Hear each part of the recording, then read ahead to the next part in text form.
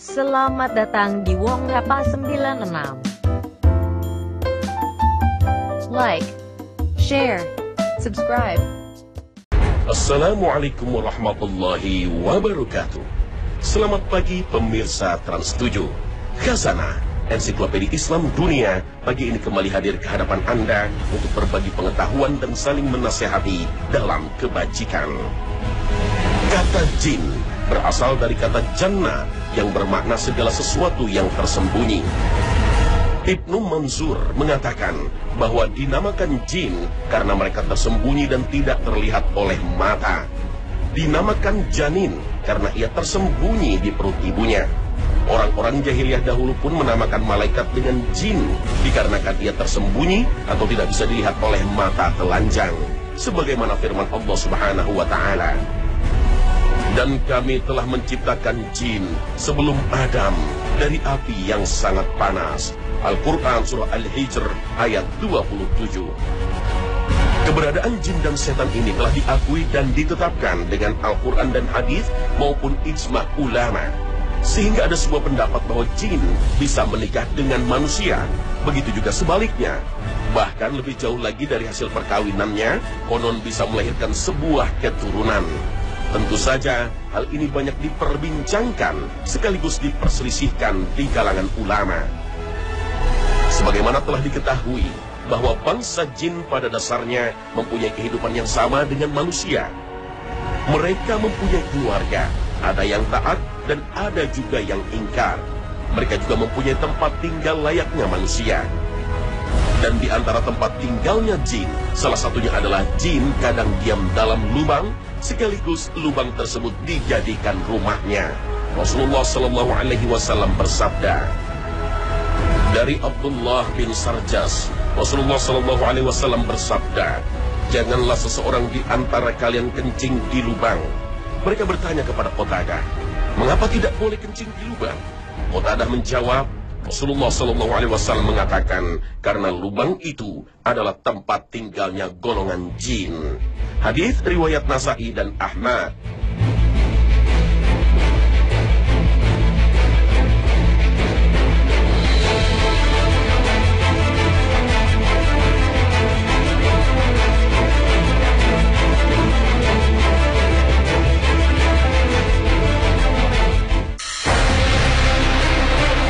Sebelum Nabi Adam turun ke bumi, diceritakan bahwa yang pertama kali menempati bumi ini adalah bangsa jin yang dikelompokkan menjadi Abal Jan dan Banu Jan. Dua kelompok ini terus-menerus bertempur dan tidak pernah bersahabat. Kemudian malaikat bertanya kepada Allah Subhanahu wa Ta'ala, apakah Allah akan membuat seorang khalifah yang saling menumpahkan darah? Maka Allah memerintahkan kepada Azazil sebagai pemimpin para malaikat untuk menaklukkan Abal Jan dan Janul Jan di bumi ini. Kemudian setelah ditaklukkan, akhirnya Allah menciptakan Nabi Adam. Para ulama sepakat bahwa jin atau setan berasal dari satu nenek moyang yang bernama Iblis. Sedangkan nama lain dari jin atau setan adalah Azazil, sebagaimana yang disabdakan Rasulullah Sallallahu Alaihi Wasallam. Diriwayatkan oleh Al-Baihaqi dan Ibnu Abi Hatim dari Ibnu Abbas bahwasanya Rasulullah Sallallahu Alaihi Wasallam bersabda, dahulu iblis namanya adalah Azazil. Dia termasuk dari malaikat-malaikat yang paling mulia yang memiliki 4 sayap. Kemudian dia durhaka setelah itu. Malaikat diciptakan Allah Subhanahu wa Ta'ala dari cahaya dan ditiupkan kepada malaikat ruh dan akal. Akan tetapi malaikat tidak diberi syahwat. Karena itu malaikat tidak makan, tidak minum, tidak beristri, dan tidak juga tidur. Hidup malaikat hanya semata-mata melaksanakan perintah Allah Subhanahu wa Ta'ala dan senantiasa taat kepada Allah. Sedangkan Banu Jan diciptakan Allah dari api. Mereka makan, mereka minum, mereka mempunyai istri, serta mempunyai keturunan layaknya manusia. Namun pada prosesnya, Banu Jan yang lebih awal diciptakan oleh Allah berbuat sombong dan sekaligus membangkang terhadap perintah Allah Subhanahu wa Ta'ala. Mereka tidak mau bersujud kepada Adam, sekalipun semua malaikat sujud kepada Adam sebagai bentuk penghormatan. Sebagaimana yang diceritakan Allah dalam salah satu firman-Nya. Allah bertanya pada iblis, Apakah yang menghalangimu untuk bersujud kepada Adam alaihissalam di waktu aku menyuruhmu? Iblis menjawab, saya lebih baik dari Adam. Engkau menciptakan aku dari api, sedang dia Adam engkau ciptakan dari tanah. Maka Allah subhanahu wa ta'ala mengeluarkan iblis dari surga. Al-Quran Surah Al-A'raf ayat 13. Sesudah iblis dikeluarkan Allah dari surga, maka iblis meminta kepada Allah agar umurnya dipanjangkan hingga datangnya hari kiamat. Iblis mengancam kepada Nabi Adam dan anak cucunya. Mereka akan dibujuk supaya sesat dari jalan Allah yang benar, hingga tidak ada yang taat mengikuti perintah Allah subhanahu wa ta'ala. Inilah wujud ketaatan yang Allah minta dari semua ciptaannya. Perintah Allah subhanahu wa ta'ala. Inilah wujud ketaatan yang Allah minta dari semua ciptaannya. Apabila Allah sudah tetapkan, maka taatilah. Walaupun ketetapan itu bisa jadi bertentangan dengan kemauan kita. Itulah sejatinya iblis yang tidak terima karena diciptakannya manusia yang kemudian dimuliakan Allah, padahal hanya terbuat dari tanah.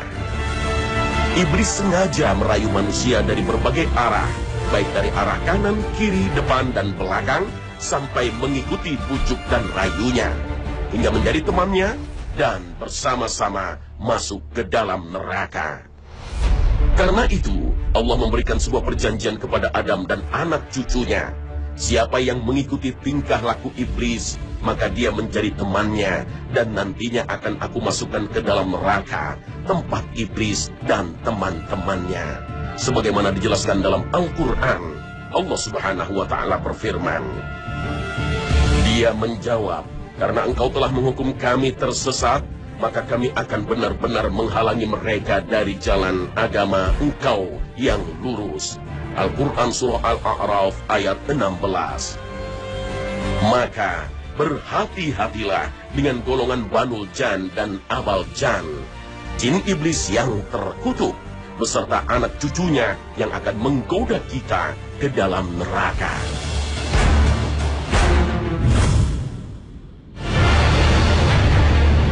Banyak di antara para ulama yang menjelaskan tentang jin dan keturunannya.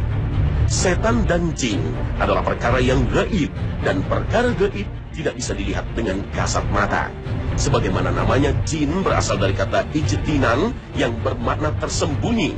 Sebagaimana firman Allah subhanahu wa ta'ala, katakan, wahai Muhammad, tidak ada yang mengetahui perkara gaib di langit dan di bumi kecuali Allah. Al-Quran Surah An-Naml ayat 65. Adapun jin dan keturunannya sangat banyak.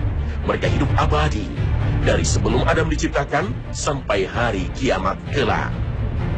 Di antara keturunan jin yang sesuai dengan sifatnya adalah Wiswas atau Zulwaswas, Azab bin Azyab, Khonzab, Walhan, Ajda, Gilan atau Ghul, dan Khubut atau Khobaith. Ini adalah nama dari nama-nama jin berdasarkan pendapat jumhur ahli tafsir dari kalangan sahabat dan tabi'in, seperti Ibnu Abbas, Mujahid, Muqatil, dan Qatadah. Adapun jin wiswas atau zulwaswas, para ahli tafsir menafsirkan surat An-Nas yang ada pada ayat keempat yang berbunyi min syarril waswasil khannas. Berdasarkan ayat ini, maka keturunan jin ini diberi nama Wiswas atau Zulwaswas, karena suka membisikkan hati manusia dan sekaligus membuat hati manusia menjadi was-was, tidak tenang. Azab bin Azyab, jin ini berdasarkan hadis yang diriwayatkan oleh Imam Ahmad dari Ka'ab bin Malik, bahwa ketika kami berbaiat kepada Rasulullah, setan berteriak dari puncak bukit dengan suara yang sangat jauh, yang sama sekali aku belum pernah mendengarnya. Maka kemudian Rasulullah SAW bersabda, ini adalah Azab al-Aqabah, ini adalah Ibnu Azyab. Apakah engkau mendengar, wahai musuh Allah? Hadis riwayat Ahmad.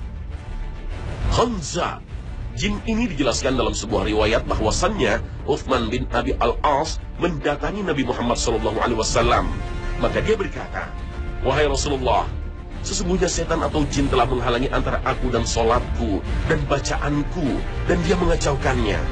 Maka Rasulullah Shallallahu Alaihi Wasallam bersabda, itu adalah setan yang dikenal dengan khonzab.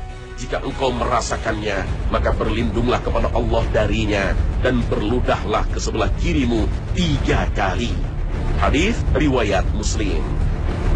Adapun walhan, jin ini berdasarkan hadis yang diriwayatkan oleh Imam Ahmad dan At-Tirmizi, mempunyai kebiasaan mengganggu manusia ketika manusia sedang berwudu. Sebagaimana sabda Rasulullah Sallallahu Alaihi Wasallam, ketika berwudu ada setan yang mengganggu, ia disebut dengan walhan, maka berhati-hatilah kepadanya. Hadis riwayat Ahmad. Adapun gilan atau ghul adalah sejenis jin yang mengganggu manusia ketika akan mengumandangkan azan. Diriwayatkan oleh Ahmad di dalam Musnad, juga diriwayatkan oleh Abdul Razak, An-Nasai dan Tabrani dari Jabir bin Abdullah. Diriwayatkan oleh Ahmad di dalam Musnad, juga diriwayatkan oleh Abdul Razak, An-Nasai dan Tabrani dari Jabir bin Abdullah. Rasulullah Shallallahu Alaihi Wasallam bersabda, apabila gilan menakut-nakuti kalian, maka serulah azan. Allahu Akbar, Allahu Akbar. Sedangkan khubuth dan khobaith adalah nama jin atau setan yang suka menempati tempat-tempat yang kotor, rumah yang sudah tidak dihuni oleh manusia dalam waktu yang lama, tempat sampah, dan MCK. Diriwayatkan oleh Bukhari dan Muslim dari Anas bin Malik bahwasanya Rasulullah Shallallahu Alaihi Wasallam apabila masuk ke tempat buang hajat, beliau mengucapkan doa, ya Allah, aku berlindung dari khubuth, setan laki-laki, dan khobaith, setan perempuan.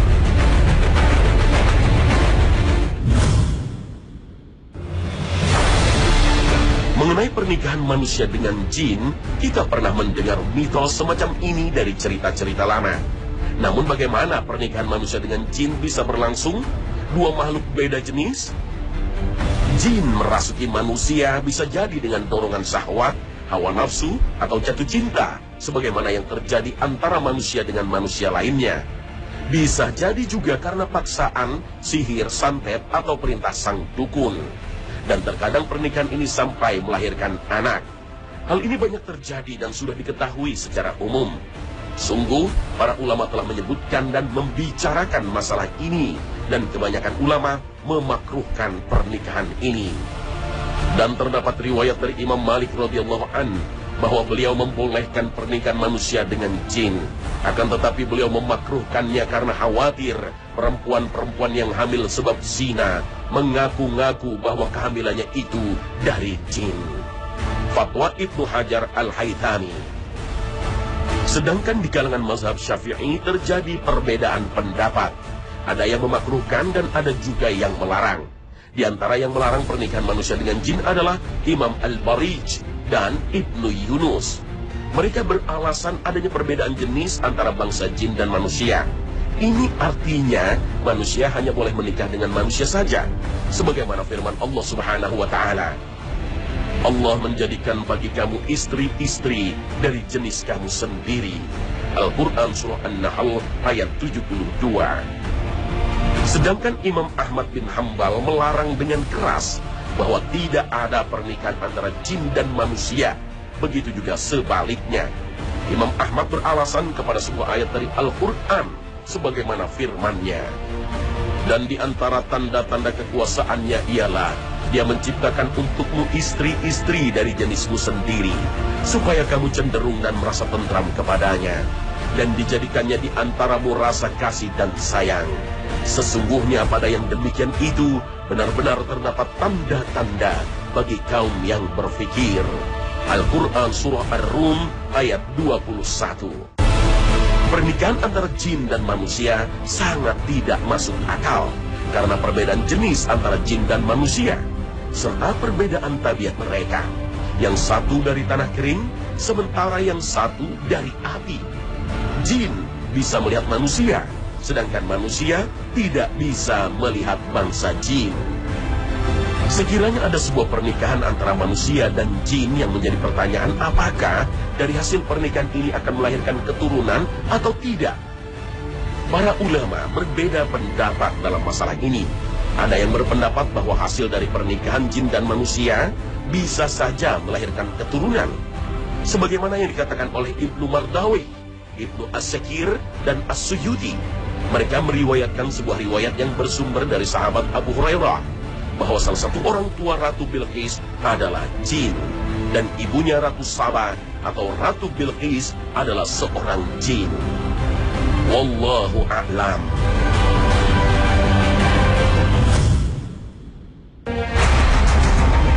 Kita semua pasti pernah mendengar mengenai cerita orang-orang yang mengaku pernah melihat jin, hantu, dan lain sebagainya. Benarkah mereka yang mengaku pernah melihat jin atau hantu benar-benar melihat? Kata hantu sering merujuk kepada arwah atau roh orang yang telah meninggal. Namun, ada juga yang mengatakan kalau sebenarnya hantu adalah jin atau setan yang hendak menggoyang keimanan seseorang, sehingga orang itu menjadi musyrik. Tentang permasalahan ini, Allah Azza wa Jalla berfirman, sesungguhnya ia dan pengikut syirik. Tentang permasalahan ini, Allah Azza wa Jalla berfirman, sesungguhnya ia dan pengikut-pengikutnya melihat kamu dari suatu tempat yang kamu tidak bisa melihat mereka. Al-Quran Surah Al-A'raf ayat 27. Berkaitan dengan ayat ini, Imam Al-Qurtubi mengatakan bahwa makna qabiluhu adalah bala tentara jin. Sedangkan Mujahid berkata mereka itu adalah para jin dan setan-setan serta keturunannya. Sebagian ulama mengatakan bahwa dari suatu tempat yang kamu tidak bisa melihat mereka adalah dalil bahwa jin tidak bisa dilihat. Ada yang mengatakan bahwa mereka bisa saja dilihat jika Allah Subhanahu wa Ta'ala ingin memperlihatkan mereka. An-Nahas mengatakan bahwa makna dari suatu tempat yang kamu tidak bisa melihat mereka ini menunjukkan bahwa jin tidak bisa dilihat kecuali pada masa Nabi sebagai bukti kenabiannya, karena Allah Azza wa Jalla telah menciptakan mereka sebagai makhluk yang tidak bisa dilihat, dan mereka bisa terlihat apabila mereka telah merubah bentuk rupanya. Dan ini merupakan bagian dari mukjizat yang tidak ada kecuali pada masa Nabi dan Rasul saja. Allah Subhanahu wa Ta'ala telah menentukan bahwa anak-anak Adam tidak dapat melihat jin atau setan pada hari ini, yang mana hal ini juga ditegaskan oleh Syekhul Islam Ibnu Taimiyah, bahwa di dalam Al-Quran disebutkan bahwa mereka bangsa jin bisa melihat manusia, sedangkan manusia tidak mampu melihatnya. Ini menjadi dalil pokok bahwa sebenarnya jin tidak bisa dilihat dengan mata telanjang manusia. Bahkan lebih jauh lagi, Imam Syafi'i pernah mengatakan bahwa jika ada orang yang mengaku pernah melihat jin, maka syahadatnya batal dan dia sudah berbuat kemusyrikan. Maka kita sebagai umat Islam diwajibkan berlindung dari tipu daya, bujuk rayu, serta ajakan jin dan setan yang terkutuk. Para ulama telah sepakat bahwa ada beberapa hal yang mesti dilakukan oleh seorang muslim untuk berlindung kepada Allah dari bujuk dan rayu jin dan setan. Dan jika kamu ditimpa sesuatu godaan syaitan, maka berlindunglah kepada Allah. Sesungguhnya Allah Maha mendengar lagi Maha mengetahui. Al-Quran Surah Al-A'raf ayat 200. Hendaknya kita membaca mu'awwizatain, yaitu surat Al-Falaq dan An-Nas, sebagaimana sabda Rasulullah sallallahu alaihi wasallam. Rasulullah sallallahu alaihi wasallam berlindung dari jin dan mata manusia hingga diturunkan Al-Mu'awwizatain, dan tatkala turun kedua surat itu, maka beliau sallallahu alaihi wasallam menggunakan keduanya dan meninggalkan selain keduanya. Hadis riwayat At-Tirmizi.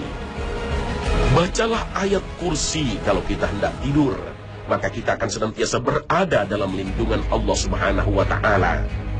Hadis Abu Hurairah di atas tentang jin yang mencuri korma, sehingga Rasulullah SAW bersabda, aku ajari kamu beberapa kalimat yang dengannya Allah memberikan manfaat bagimu. Abu Hurairah menjawab, apa itu? Beliau bersabda, apabila engkau hendak berangkat ke tempat tidur, maka bacalah Allahu la ilaha illa huwal hayyul qayyum, ayat kursi, hingga selesai ayat itu. Maka engkau akan senantiasa berada dalam perlindungan Allah Subhanahu wa Ta'ala, dan dirimu tidak didekati setan sampai pagi. Rasulullah SAW juga bersabda, sesungguhnya marah berasal dari setan. Sesungguhnya setan diciptakan dari api, dan api dapat dipadamkan dengan air. Maka jika salah seorang dari kalian sedang marah, hendaklah berwudu. Pada dasarnya, bentuk dan rupa jin yang sesungguhnya tidak banyak berbeda dari bentuk dan rupa manusia. Mereka memiliki jenis kelamin, memiliki hidung, mata, tangan, kaki, telinga, dan sebagainya, sebagaimana yang dimiliki oleh manusia. Menurut beberapa pendapat bahwa tinggi tubuh jin yang sebenarnya adalah sekitar 3 hasta. Umur mereka lebih panjang. Mereka tidak mati dan hidup abadi dari zaman Nabi Adam sampai hari kiamat kelak. Kecepatan jin bergerak melebihi kecepatan cahaya dalam suatu waktu. Dan ruang yang kecil pun bisa diduduki oleh jin, serta bisa merasuk dan menghuni terhadap tubuh manusia melalui aliran darahnya. Sesungguhnya setan menyusup dalam diri manusia melalui aliran darah. Aku khawatir sekiranya setan itu menyusupkan kejelekan dalam hati kalian berdua. Hadis riwayat Bukhari dan Muslim.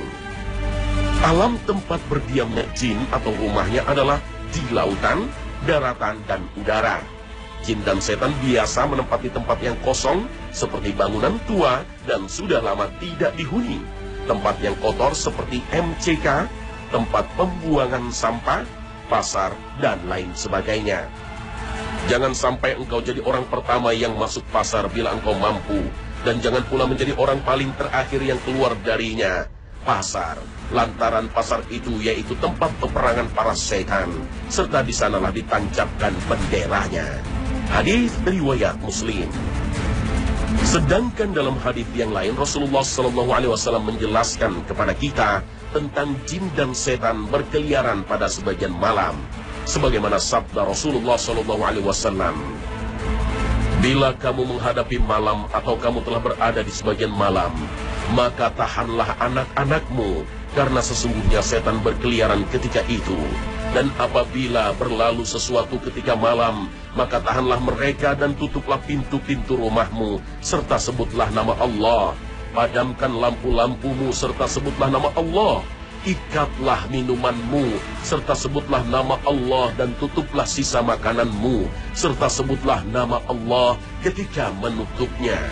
Hadis riwayat Bukhari dan Muslim. Hadis ini bermakna bahwa jin dan setan tidur di waktu siang. Ketika menjelang sore mereka keluar untuk mengais rezeki dan makanan. Baik jin laki-laki maupun perempuan, baik jin dewasa dan anak-anak. Semua mitos penampakan wujud aneh seperti pocong dan lain sebagainya adalah pekerjaan jin. Nah, begitulah wujud jin asli dan nyata. Jin sesungguhnya dalam penampakannya tidak bisa dilihat oleh mata telanjang manusia. Wallahu a'lam. Terima kasih telah menonton. Like, share, subscribe.